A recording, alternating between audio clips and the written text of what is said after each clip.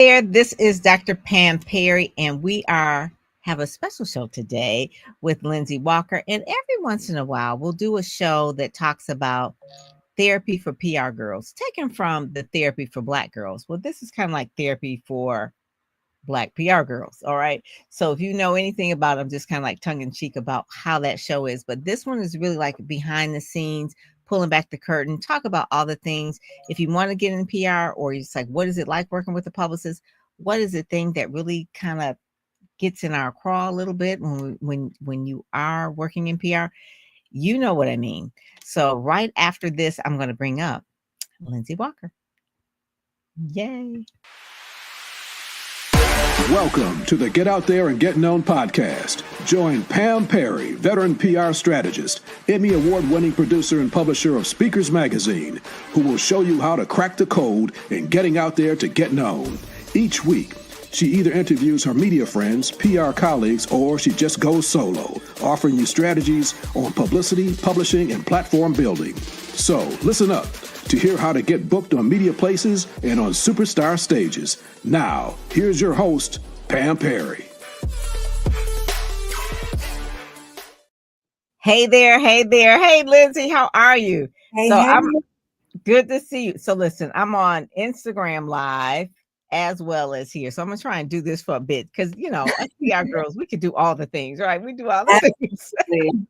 So you are one of my favorite publicists, one of my friends. You wrote this book, Thriving Through the Storm. Now I'm holding too many things in my hand, right? Thriving Through the Storm. So you all see this over here as well, Thriving Through the Storm. And that's not really what we're here to talk about, but I want to give a shout out about that particular book and the faith that you went through in order to get through the journey. The book is so inspiring.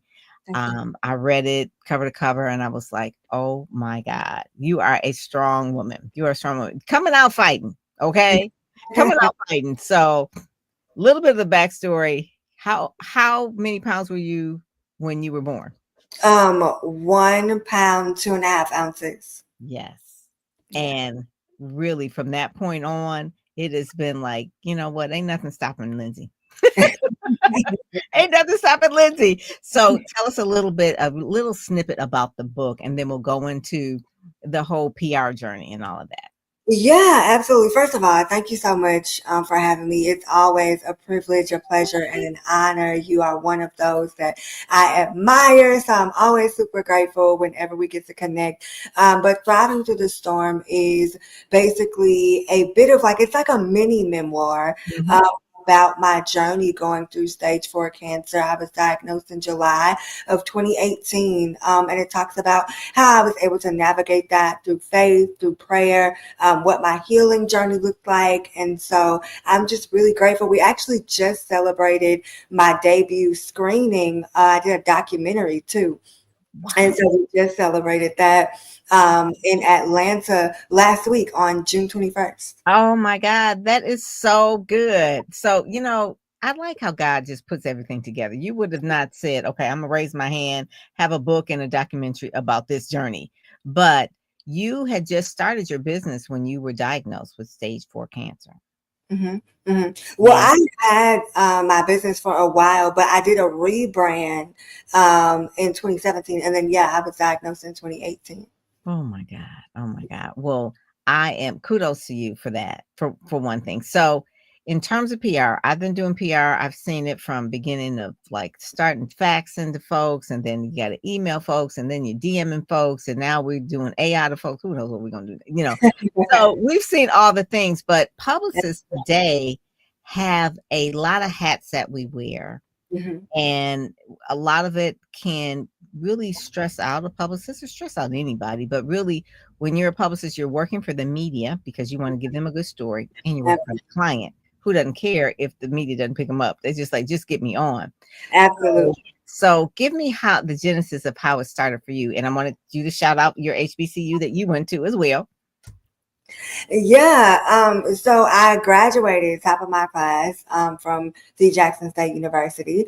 And I Went home. I went back home to St. Louis, and I could not find a job. I applied to over 100 places, and I could not find a job. So 3 months after graduating, I just decided that I was going to start my own PR company. Really, and honestly, had no idea what I was doing at the time. All I knew was that I wanted to do PR, and I knew how to do that, but I didn't know how to necessarily run a business. And so it will be 13 years in August.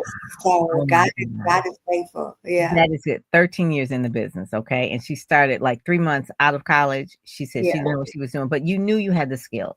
You knew Yeah, exactly what absolutely. they really prepared you. And one of the things I like about HBCUs, shout out to HBCUs, they Yes. give people the confidence, the Black people the confidence. All my friends that went to FAMU, Howard, Hampton, Hmm. North Carolina, uh, they come out like blazing. Yeah. That's what I got to say. Yeah. Versus the other schools that no shade, because I went to Wayne State University, but it's a different kind of energy that I Yeah. think of a confidence level that you get when you come to an HBCU. So you majored in PR, journalism, all those things. You came out and tell us about some of the clients that you've worked with over the years, because we didn't really formally read your bio, but they can read the bio in the show notes. But kind of give us a little bit of how you started and what were some of the clients you worked for and who you're kind of working with right now. Yeah, absolutely. I've had the pleasure of working with so many amazing founders and creatives and visionaries in a lot of different industries. So I've done work with Interscope Records. I've done work with National Geographic and 135th Agency. I've done work with Tressa Azarel, who's an amazing, she's killing it right now as an executive producer, publisher, all the things. And right now, we're working with some brands to help them get visibility. There's a new streaming platform that we're working with called Favorite TV. The list just kind of goes on and on. I like that name, Favorite TV. Yeah, And, yeah. and you've put clients from BET to Essence, just everywhere. When Yeah. you're a publicist, you put everywhere. Now I'm going to get to this point right Mhm. here. So even though someone says awesome, hey there, someone just because, and I've worked with people where I put them on Today's Show, Oprah, whatever, just because that particular client went Mhm. to that outlet, does that mean that we can get all the clients on those outlets? So the No, client said, well, you put that person in New York Times, you got that contact, just email them. right, right. No, it's definitely not that simple, right? It depends on the story. It depends on the timeline. It depends on what's trending. It depends on what's going on in the world. Yes. So many different factors are dependent upon when you're able to get someone in, how you're able to get them on, and just all the things. And a part of it is just getting to them, because Yeah. just like if you are just a regular person, just getting to you, you're busy. You got stuff coming in your DM, you got stuff coming in your email, you got stuff, basically, on your phone, in the Mhm. chat, whatever. And so we have been trained, because it's so much coming at us, to ignore. We've been Yeah. trying to, and you have to, because you cannot personally take in every single email. I saw someone today that had like 20,000 emails or 83,000 emails. And it's like they're trying to go through them. I said, honey, no, it's some of this you just going to have to ignore. Like, really, Exactly. it's okay. We are not going to get a bad grade for having too many emails. Right. So just like that, for regular people, the media have double that. Hmm. Hmm. And they really are trained to ignore most of the things. So an average reporter or producer may get 200 or 300 pitches a day. Hmm. So what makes yours stand out? One is relationship, because Absolutely. people will, that's one of the things why people would hire publicists. But Hmm. also too depends on the timing that you said, the relevancy, but also being creative in the subject line. Absolutely. That part. So tell us about how, like, maybe one of the things that maybe a story about maybe how a creative subject line got the media's attention, or how you got someone in a particular publication that, it's like, we won't say it's luck, but it was a very smart strategy that Yeah. worked. Mhm. Absolutely. It's funny that you asked me that because I always like to share this story. I was working with a client, Black Bourbon Society at the time, and I knew that we could get them in New York Times. I just decided, like, okay, we're going to go after New York Times. We were going after some other really big national publications as well. And so I did a bit of research, right? Because PR is mainly all about research. So I did research. I looked up the writer. I saw an article that he had written covering something for like Black History Month, because there was a time between Black Bourbon Society and African American bourbon drinkers. And so I pitched him, and he got back to me. Not only did he cover the client, but he also sent someone on site to go and cover the event that we had going on as well. And now that particular client and that editor, they're like besties now. And so I love sharing that story, because I did not necessarily have a relationship with that person beforehand, but I did have a strategy that I knew was going to get his attention. And so that's like one of my favorite PR stories today. Yeah. And that part right there, Lindsey. So we're talking with Lindsey Walker from Lindsey. Lindsey. Okay, let me Walker and Associates. Yes. Let me put it up here so that everybody will know what it is. Because I'm like, okay, I got too many things going on over here, right? I've got the I've got the thing going on over here, and the media assets, and the all the thing. I need a producer. That's what I need over here. Lindsey Associates mediagroup.com. And I'm gonna turn off the Instagram so we can kind of get into this. Sorry, y'all. Y'all gonna have to catch it on YouTube, okay? Right. All right. All right.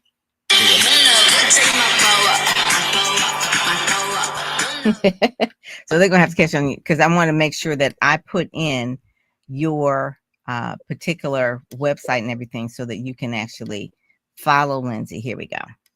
There. So she is WalkerAssociatesMediaGroup.com. All right. So that way you can find out all about. But what she said about doing the research, finding the right reporter, and seeing what that reporter wrote, and knowing, just having a knowing that this was a good story for that particular reporter because it was their beat. And that is one of the things. So when you said you have a client, and I just putting this up here, it's so cute.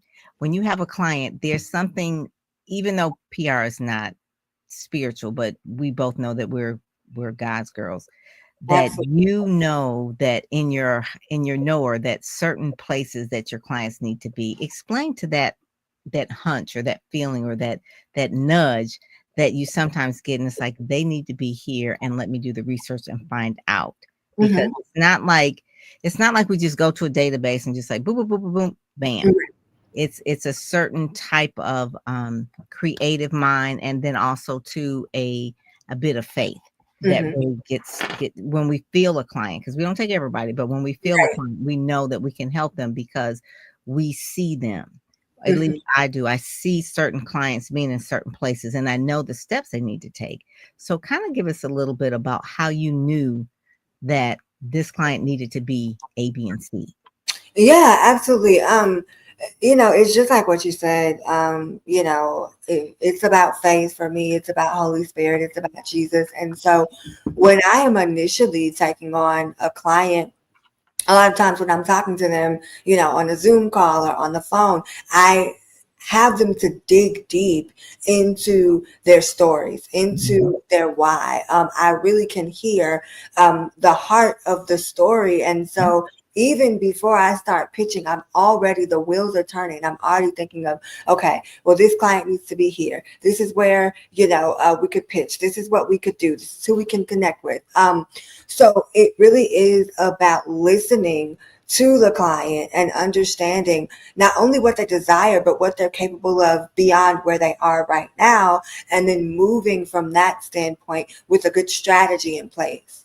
I like that. That is one of the things that what you said is that just listening and pulling it out of them so Absolutely. That we're listening with the ear for the client, because we want to get them marketing. PR is part of marketing and sales, but we also want to hear a good story that we can tell to our media friends.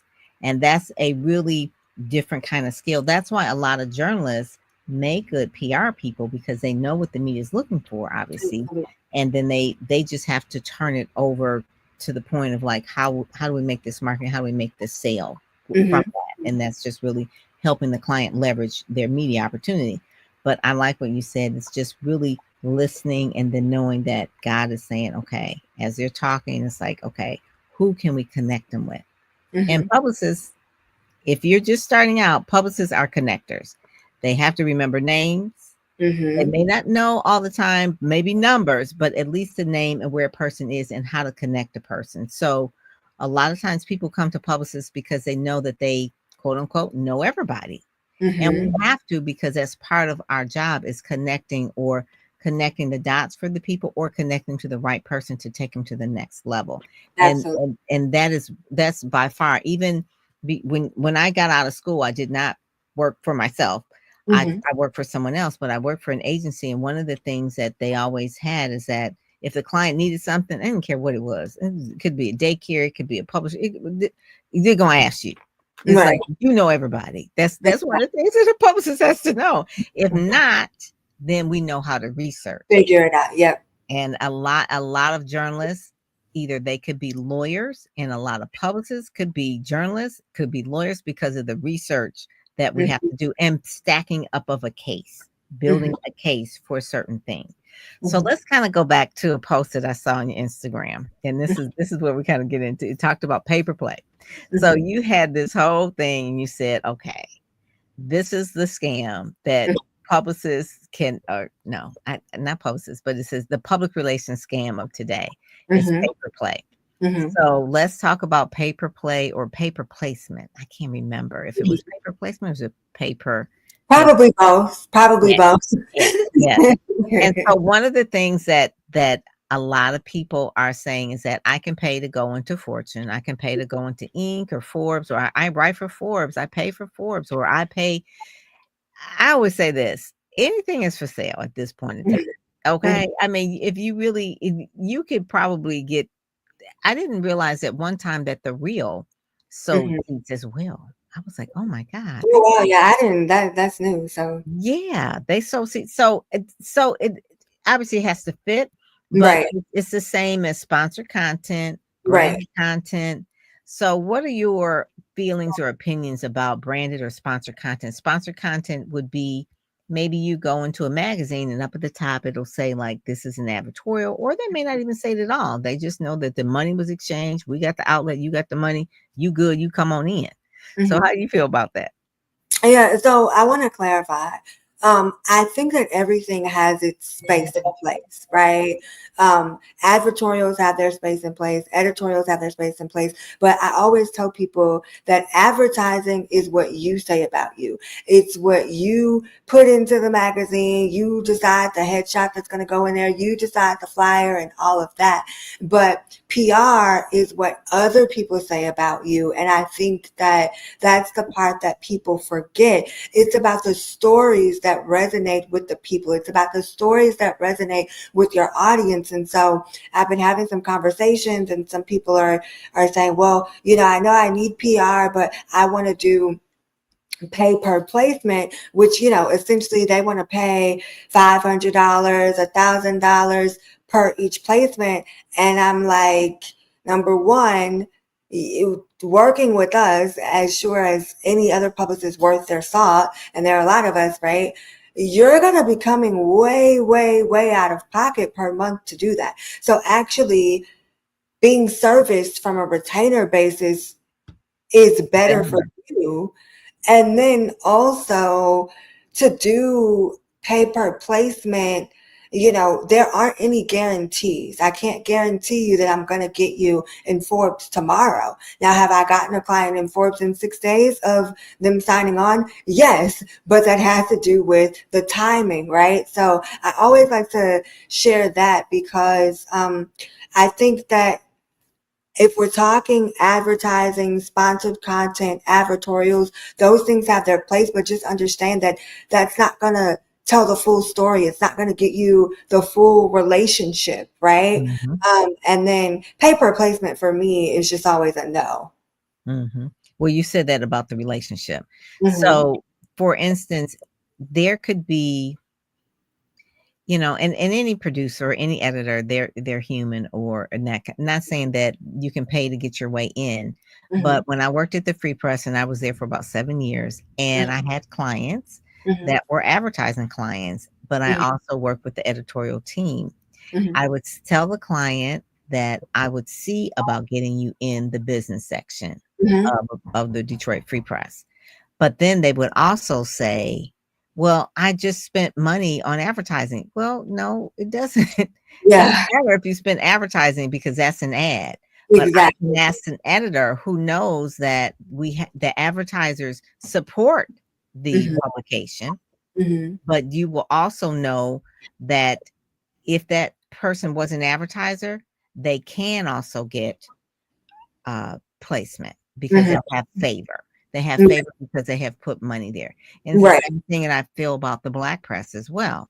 If the Black press has a big advertiser, say it's this Ford Motor Company or whatever, they will then maybe pay more attention to their press releases sent by their corporate office. Right, exactly. Advertiser. So it's not, I mean, at one point in time, you should be separate, but then a lot of times that you will have more affinity for people when they are advertising. So that's kind of like the main thing right there. Yeah. So I'm going to play a quick little commercial that talks about Speakers Magazine, and then we're going to be right back after that. Okay. All right. Hold on.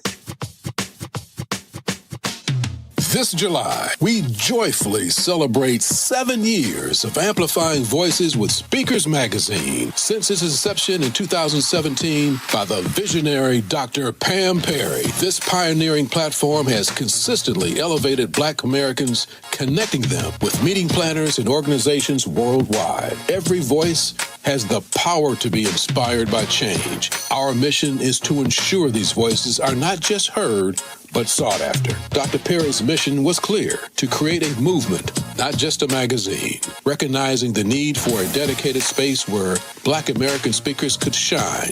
She aimed to bridge gaps in representation and ensure that often marginalized voices are heard loud and clear. The magazine's inaugural cover featured Dr. George C. Frazier, a titan in business networking and economic development, who has dedicated his life to uplifting Black businesses and communities. This set the tone for what Speakers Magazine would embody: a platform for influential voices, leading by example and making significant impacts.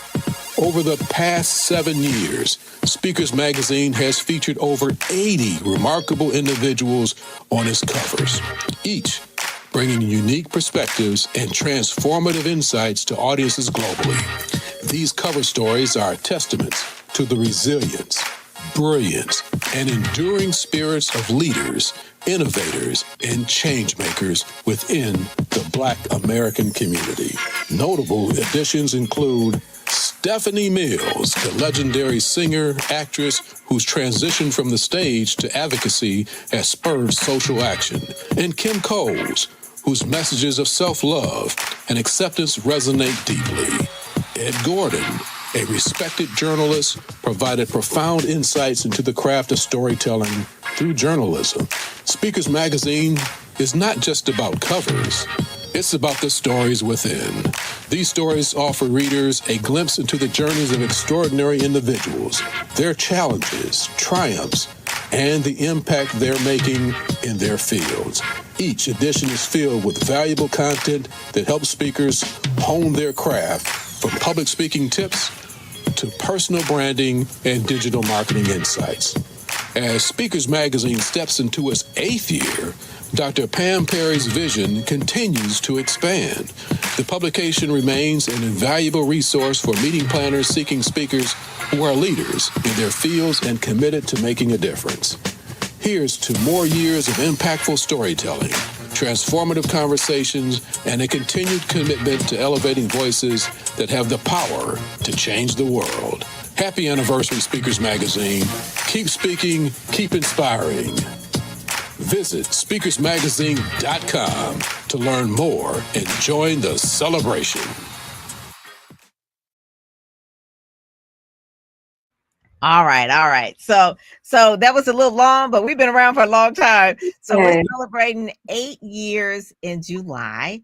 And great. 8 is a number of new beginnings. So we're going to be launching something new in July. So I'm really excited about it. But it started out really, Lindsay, because I know so many talented speakers and authors, but they weren't getting the press that they needed right away.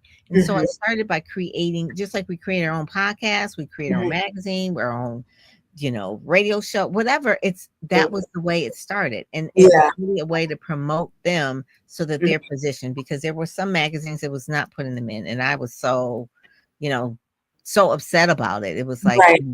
the general market had their speakers they were always putting out front, but we needed to have our own speakers, Black speakers that we put out front. And that was Absolutely. really like the whole thing of it. And so it kind of goes a little bit like a pay per play in a way, because in order for us to publish it, we do need to have people to do advertorials in it in order for it to go. But then as a publicist, I promote it. So that's Right. really like the whole backstory Yeah. behind all of that as well. But I like the fact that you have certain niches that you work with, or like you said, the favor streaming services, there's certain type of clients that you like working with. And I Mhm. think when people are picking a publicist, they pick someone that's like, oh well, they got someone on BET, or it's like, pick the person who would fit with you, who would vibe with you. Absolutely. And because if not, it will be a nightmare. Like, I will not work with people who um work, like, if they are authors and they write horror fiction, like, Mhm. I'm just not into that. Okay. So Mhm. all Yeah. the people that I work with, I've got to be into what they do, Mhm. truthfully, because I'm promoting it. I'm the walking billboard for them. Everywhere I go, I'm speaking about them. So what are some of the clients that you really enjoy working with? Yeah, I enjoy working with authors. I love a good book, but I'm like you. I have to stay away from the horror. I can't do that. Same thing with film. I love working with producers. I love working with, filmmakers. But again, there are just certain types of films that I will stay away Yeah. from. Spirits industry, your bourbons, your wines. I love that. Food. I'm like the hugest foodie ever. So anytime I'm able to Who would have thought you're a foodie, Miss Thin? You must just look at the food. I'm like, promote. you don't gain any weight. Okay. So yeah, so Miss Foodie over here. Yeah, yeah, I love promoting if it's a good snack, if it's, like one of my clients had the very first pea protein icing. Um, yeah, and it was really, really good. And so I enjoy working with good food and really just people that are creatives, are founders, are visionaries of amazing products that have a great story and mission behind what it is that they're doing. Mhm. And people really don't understand what the process is or what the stages are when you're working with a publicist. I work with a PR firm for McDonald's, and obviously McDonald's spends a lot of money in advertising. They have a bigger brand, so it is easier for people to, uh, answer the phone or Yes. respond to a pitch when you Mhm. say, "Hey, I'm representing McDonald's." Or Right. Dunkin' Donuts, which is another brand. But it's Mhm. a little bit more challenging when you are trying to get started as a founder and you don't have the brand built up yet. You may have Right. some of the assets, but you don't have the brand. And people Mhm. people are mad at their publicists because they didn't get them in whatever outlet they felt like they should, but it Yes. takes time.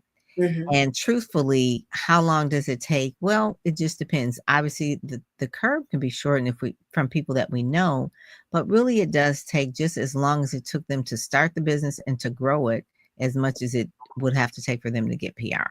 Because Yes. PR is earned, and earned meaning earned trust and earned the the the mind share Mhm. of the journalist. It may take pitching them more than once. I remember I pitched someone and they didn't get into the publication until 6 months later.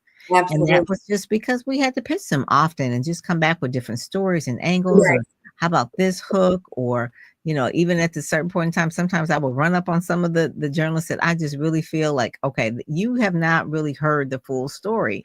And it's like, where are they going to be speaking? I'm going to show up there because I need them to really hear me. And it's like, oh yeah. And because people are busy, they may not hear the whole story. It's not that they didn't think it was good.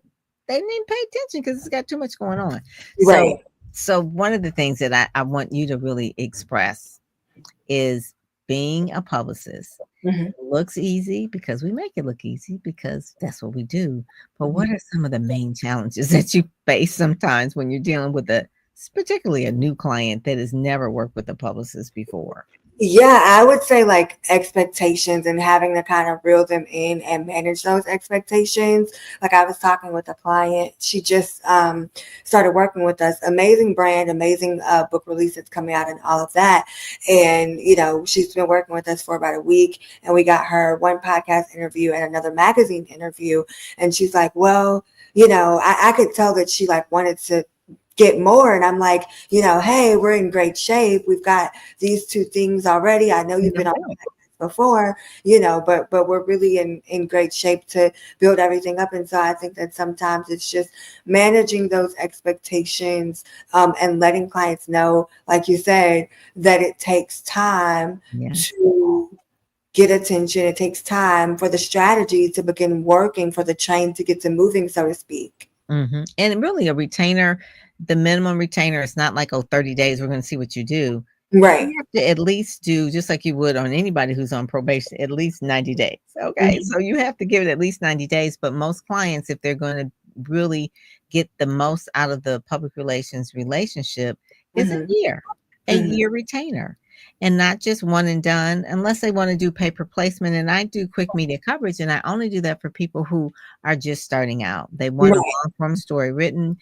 And media begets media, meaning that once you have one story or one podcast, then you can take that and leverage and get something else, and then something else. Then you have maybe 5 different pieces of media, and then you can get something bigger, and then something bigger.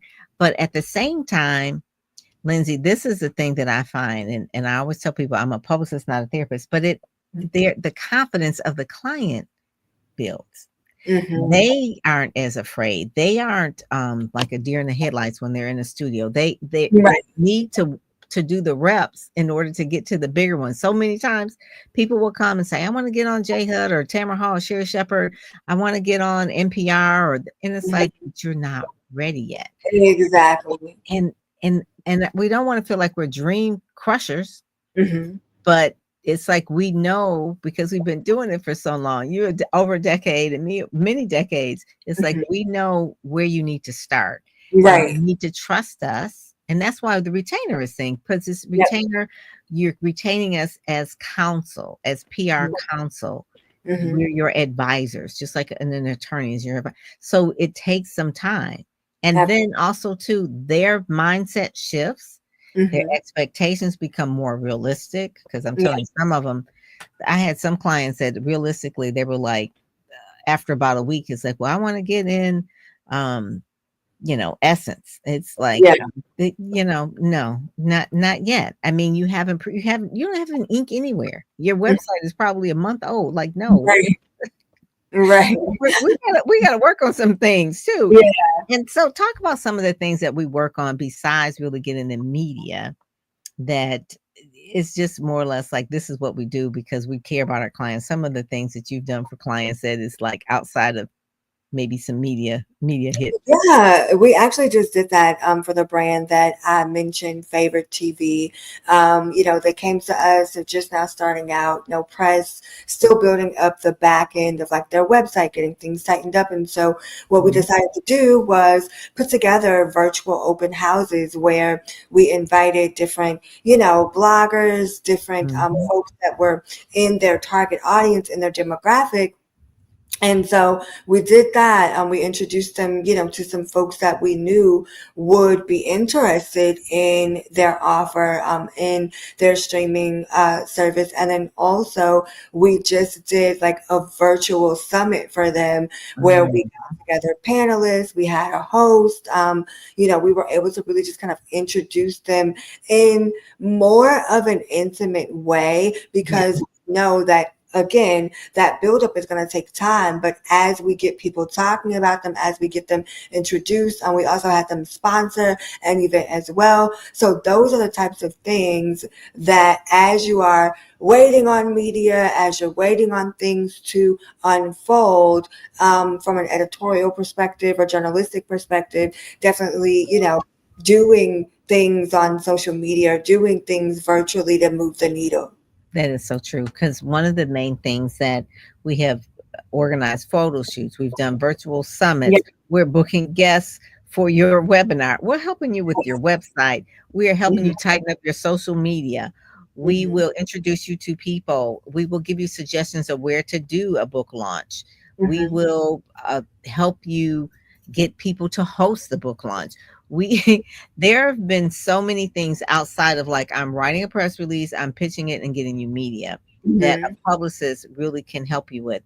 And a lot of it is relationships, because you can't pay for the relationships that we have. And I will say that for anybody out there, be kind to all the publicists. When I find that someone comes to me and they say, I've worked with Lindsey, I didn't like her, listen, us PR girls, we will go to bat for the other publicists, because we know you were probably crazy. Yeah. And we know she wasn't crazy, because we know how hard because we know how hard it is. So if anybody comes to me and say, I work with that publicist and they were this and that, I just like, I do not entertain that. Right. No, ma'am. No, sir. We know that publicist probably worked the best they could, because your brand was raggedy. Yeah. They were doing the best they could. So I don't really say that, but I'm thinking like, yeah. Okay, so you want to work with me, and what do you think I'm going to do that they can't do? Right. Well, such and such, and I was like, but you have a nasty attitude. I don't want to work with you. Like, because if I don't do what you do, then you're going to go to somebody else. It's like, no. So that is some of the things that, when I have, when I work with clients, I'm working with them for their mindset as well as their media. When I say mindset, meaning to be grateful for and I tell them, I said, I don't care if that podcast was super small. I said, you don't know where that person will end up in 5 years. They may be the producer for Tamron Hall. I said, so you treat everybody with respect, dignity. You treat them like they have 100,000 people that's watching their show, or, if it's a magazine that's small, you treat them very well. I said, because that's going to be the word of mouth PR that I can't really get you, because it's your character. So even though I'm trying to promote you and your brand, if you're nasty to people, everybody, everywhere I go, you're killing your own PR. So that's one of the things. I got a question over here from Michelle Atkins, and she says, do you help people get ready for the media? Yeah, Ready, Set, Go, Speak. That's my program. That's like a whole year program, Michelle. So definitely, for sure, because there is something in the ready phase, and part of it is mindset. The set phase, I would say, is just more or less like getting your marketing materials together and really making sure that your messaging is right. And then the go phase is like we're pitching you, and then the speak is where you're speaking on stages and media and broadcast and a journalist and that sort of thing. But yes, that is part of what a publicist or a PR firm will do for you, is help you get ready for the media. Because when you think about it, if we put somebody out there and they ain't ready, oh goodness, that's our fault. It is. It ain't the client. The journalist is like, they put these crazy people on here. Oh my goodness. So what are some of the things you do for your clients to help get them ready? Yeah, one of the things that I do is I pay attention to how they are in their initial interview. So I will listen to them talk about their brand, their business. I look and I will watch and see if they're stumbling over words, if they're not sounding as confident, if there are a lot of ums and uhs. Now, sometimes we may say an every now and then, but if every other word is like, oh, my name's Lindsey, I work with, then it's like, okay, no, we need to get some work. We need to pull it back. We need to sit down on a Zoom call or a VIP day and really, practice and map out what it is that you want to say. And then, like you said, going back to why you're doing what you're doing, because then that's going to come out in a mindset shift and mindset perspective. What was the main thing that drew you to, and we're going a little bit longer, but that's okay. What was the main thing that drew you to PR?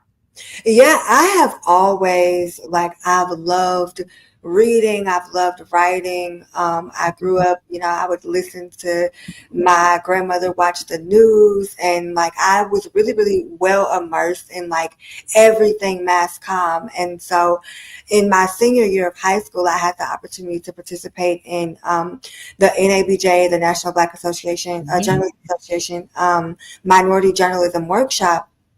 And so that was when I fell in love with PR. I had just read this book where it was a fiction book. For the life of me, I can never remember this book. But the character was an account executive at a firm. And so that really I was like, oh, okay. And so when I did the minority journalism workshop, I could choose between being a journalist in the workshop or being a publicist. And I was like, well, let me see what being a publicist is all about, and with it from there. And by the time I got to college, I knew that I was going to major in mass comm, and the rest is history. Oh, that is so good. It's the same thing with me. In high school, I read a book. It was called The Rosemary Touch. And this is in the 70s, Lindsay, but it was not a lot of women that had businesses. And then this was a fiction novel of this particular woman's advertising agency, and she was a copywriter.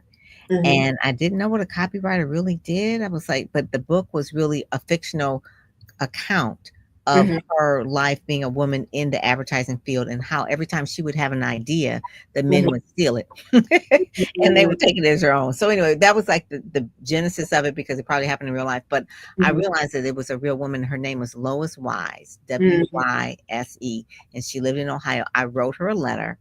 And I told her how much her book really impacted me. I really love the stories and that kind of thing.